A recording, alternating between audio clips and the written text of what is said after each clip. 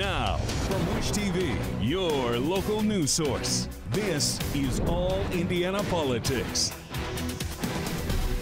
And good morning. Welcome to another edition of All Indiana Politics on this Sunday. We're now less than 48 hours from the official opening of the polls for the Indiana primary. The ballots will include local, state, and congressional races. And today we want to take one last look at the key contests that we're following in Tuesday's voting. Our Garrett Berquist has been working on those. We start today with the Republican primary for the 9th District congressional seat. 9 candidates are looking for the GOP nomination to replace Trey Hollingsworth, who is retiring from the House.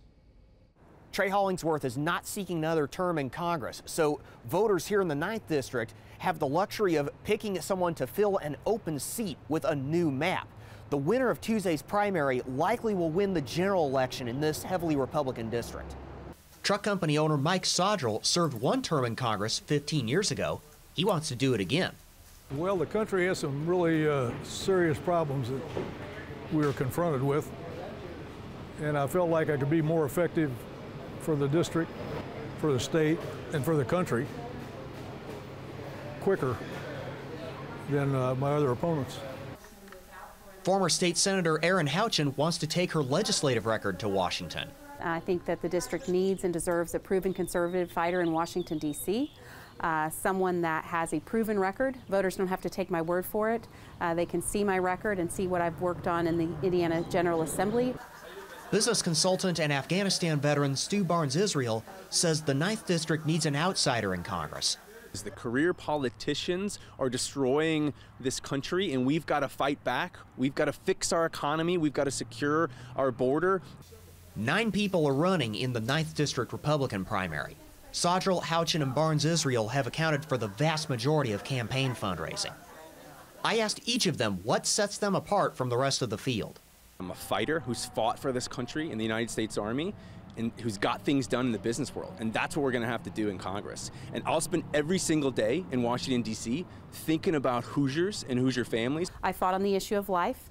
I'm the only candidate to be endorsed by both Susan B. Anthony List and the Indiana Right to Life. I fought on the issue of the Second Amendment. I'm the only candidate with the NRA rating that is A+. We've employed hundreds of people in the 9th District over decades, and don't believe there's any other candidate that has employed that many people over that period of time. Well, there's also a Democratic primary in the 9th District as well, featuring 3 candidates who have not held elected office. Isaac Asari teaches classes at Indiana University. Liam Doris served 4 years in the U.S. Marines, then went to Iraq as an Army contractor. And Matthew Fife is a high school math teacher in Bloomington. Most national observers have the 9th District as a safe Republican seat, even with the Hollingsworth retirement. All right, let's switch now to the northwest part of Indiana and Indiana's 1st congressional district. It's one national Republicans are determined to flip red in the bid to take back the House. Republicans in the 1st District primary say they're excited about this race. And we are continuing to make great ground. There's a huge groundswell. People are excited about the candidacy, but also I think they're just excited about a change. I think that all communicates the vision that we brought forward as far as, how conservative principles help strengthen communities. And particularly when we're at a point in time when we're seeing record levels of inflation. Democrat Frank Mervan currently holds the seat. The district has drifted closer to toss-up territory since the start of the year. Both the state and national Republican parties are now pouring resources into trying to flip this seat. I raised this issue with our panelists during last Sunday's episode of All Indiana Politics. How concerned should Democrats be about holding on to this seat? I don't think we should be concerned. I think Congressman Mervan's going to hold that seat. It's been a Democratic congressional district for a very long time. How important is it who wins this primary? Whoever wins is going to have the right message and be able to connect with the people, because a lot of times the people specifically in Northwest Indiana feel like they've been disconnected. Jennifer Ruth Green and Blair Milo have dominated the GOP's fundraising. Milo's a Navy veteran and a former mayor of LaPorte. Some of the greatest threats that are facing our country and communities are coming from these extremely harmful policies that Washington, D.C. is advancing. So I had a number of colleagues that I worked with as mayor of LaPorte that reached out and encouraged me to get involved in fighting for our communities. Green is an Air Force veteran who runs an aviation-focused nonprofit for at-risk youth. I'm running because I see a clear lack of leadership in Washington, D.C. There's a clear struggle for me as a military leader, having been in the military for 22 years. I just saw that, the lives of military members were subject to the whims of politics. I asked each of them if there's one issue in particular that's not getting enough attention in the primary. Fighting for strong American families, that's the biggest thing that's under attack. And I want to stand for strong American families because they're the bedrock of our society. We have just an incredible opportunity to showcase how Northwest Indiana is an example for regions, districts across the country of what the kinds of results can be. So Garrett touched on it a little. The first district is currently represented by Democrat Frank Mervan. So we mentioned it before here on the show, but we'll remind you again, we have made repeated offers to the congressman to appear on All Indiana Politics. His office has repeatedly rejected them, the only Indiana member of Congress to do so. Tuesday votes will include county-level races, including for Marion County Clerk. We'll talk to those next on All Indiana Politics. Welcome back to All Indiana Politics on this Sunday. We want to turn our pre-election attention now to some of the county-level races on the ballot on Tuesday. Across the state, voters will have a chance to cast primary votes for offices including sheriff, prosecutor, and clerk. In Marion County, it's that clerk's race that has drawn criticism among Democrats. Here again is News 8's Garrett Berquist. County Recorder Kate Sweeney Bell is the Marion County Democratic Party's officially endorsed candidate for county clerk. The endorsement process happened earlier in the spring. Thing is, she's already the County Democratic Party chair, and her opponent in the primary says that's a problem. Former State Senator Billy Breaux says she has several reasons for running. First of all, the right to vote is absolutely sacred, and it is important that we have as many voting places that are safe and secure as we can. She says the party's decision to back Bell factored into her decision to run as well. The ballot in May is all about giving people an opportunity to choose who will represent them in the November election. So therefore, I think it's a conflict of office when you have the chair appointing herself to that position and the people who had no say so.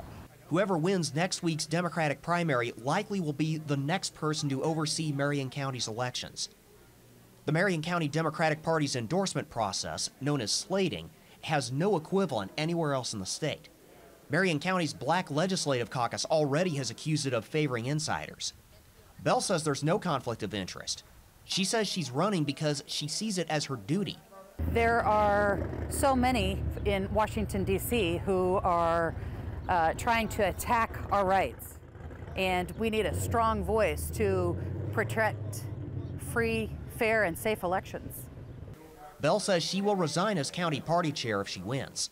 If you were planning on running anyway, why not step aside to begin with? Well, there are people who are counting on me and who I am responsible for helping get through the primary, and I take that responsibility very seriously.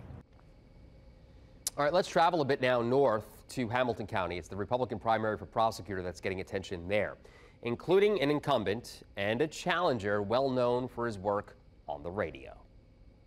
Lee Buckingham is seeking another term as Hamilton County prosecutor. He faces a primary challenge from Greg Garrison. Lee Buckingham has held the job since 2011. He says he has a lot to be proud of. We are blessed in Hamilton County to be extremely safe. We have 4 of the safest cities anywhere in the state. And my staff and I have played a role in keeping Hamilton County very safe.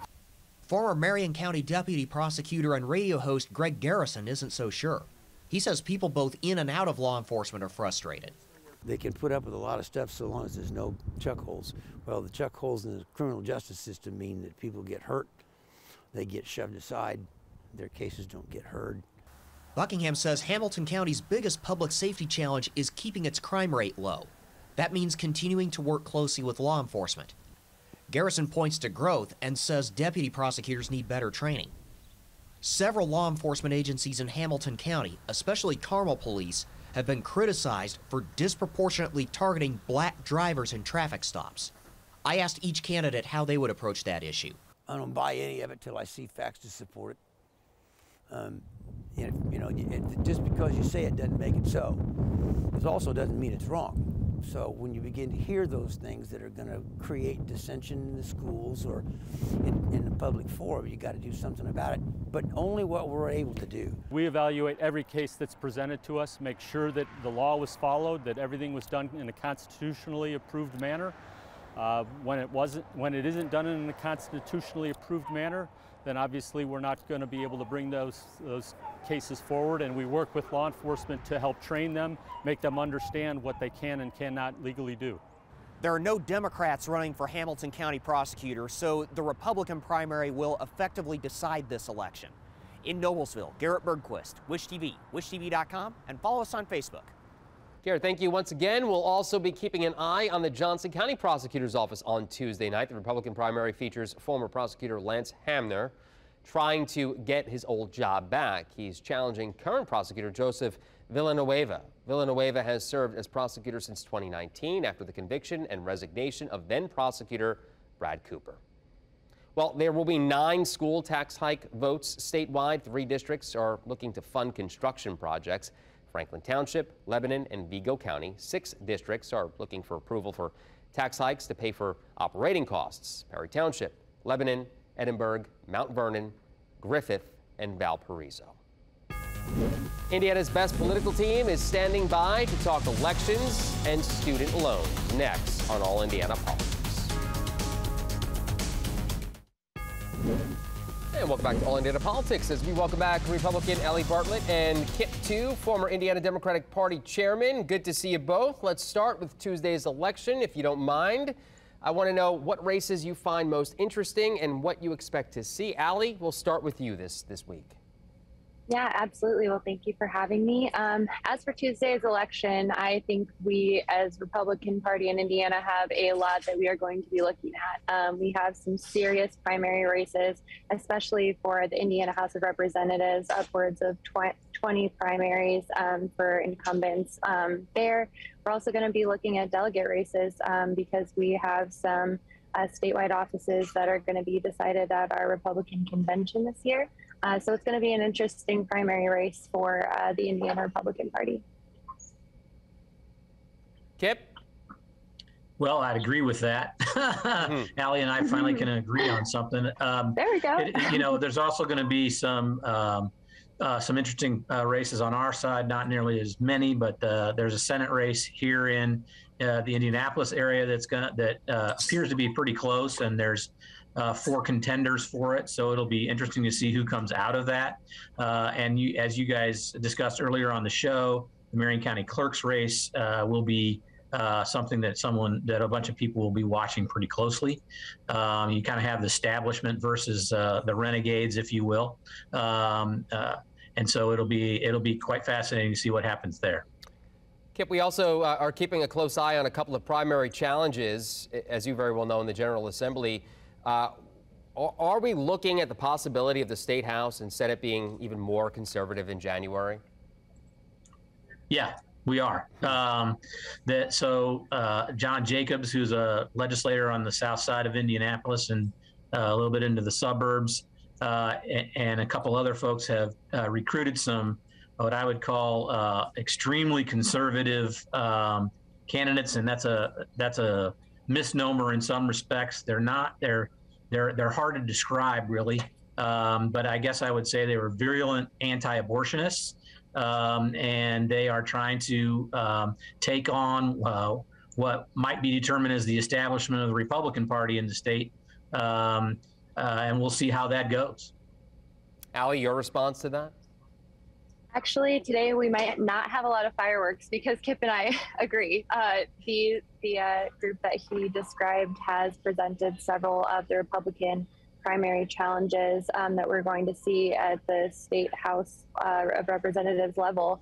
And I do agree, actually, that the term conservative is somewhat of a misnomer for that particular group. And I mentioned at the outset, there's upwards of 20 of those races, so we're going to be holding tight to see the outcome. What are you expecting to see out of those 2 congressional races?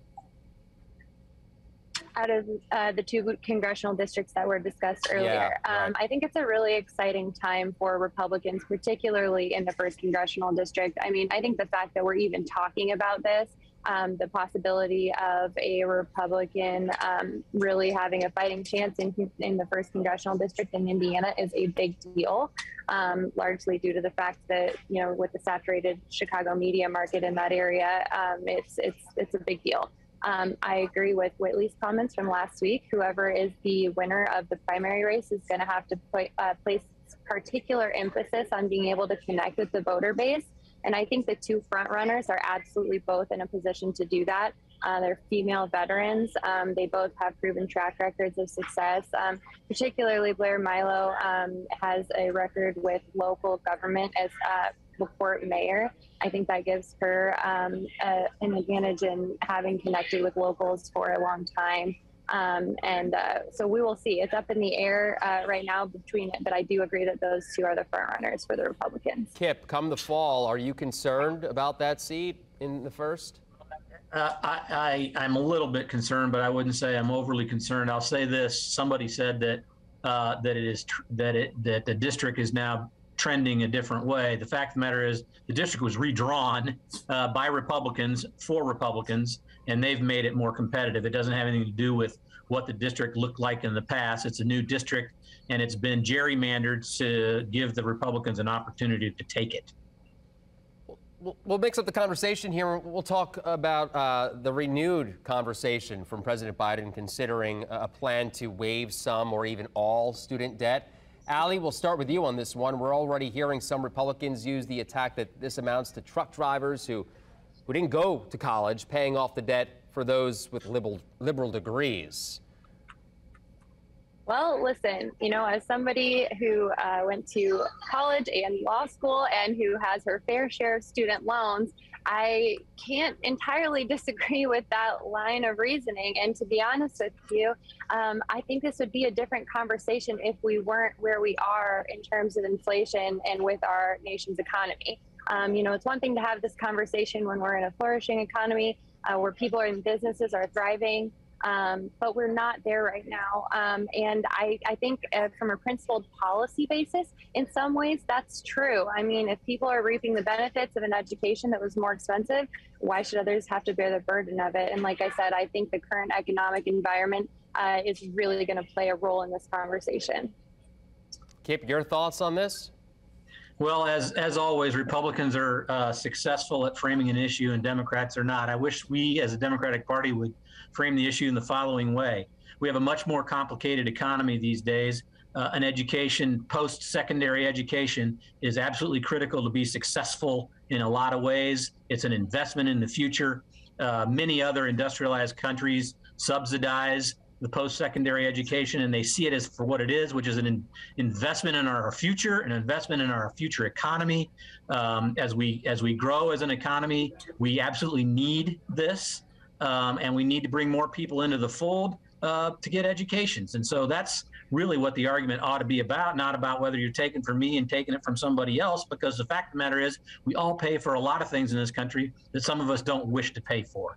It's really ought to be we making our world better, making our education higher for everybody. It benefits everybody for more people to get a higher degree. So that, and I also want to respond to Allie's talk about the economy and inflation and people blaming Joe Biden for inflation. 30 seconds we just left. found out today that Chevron and Exxon had quadruple and double profits from the last quarter last year. If you want someone to blame for inflation, look at the guys that have raised your gas prices and benefited off. That's simply a reaction to the market, though, and it's a reaction to the inflation that was already occurring. And I mean, just to blame others and to blame the business owners it's just not a correct way to frame it. And I would like to quickly respond on the points about student loans, because I do not agree that success is dictated by a secondary education. There are plenty of opportunities to be successful with certifications and other types of education outside of college. We'll leave it there. Those should be free too. Have a good conversation, guys. I mean, have a good weekend, rather. Good conversation for us. We'll be right back. Thank you for joining us for All Indiana Politics. We'll be back here next Sunday morning at 9:30. You can also find our brand new All Indiana Politics podcast.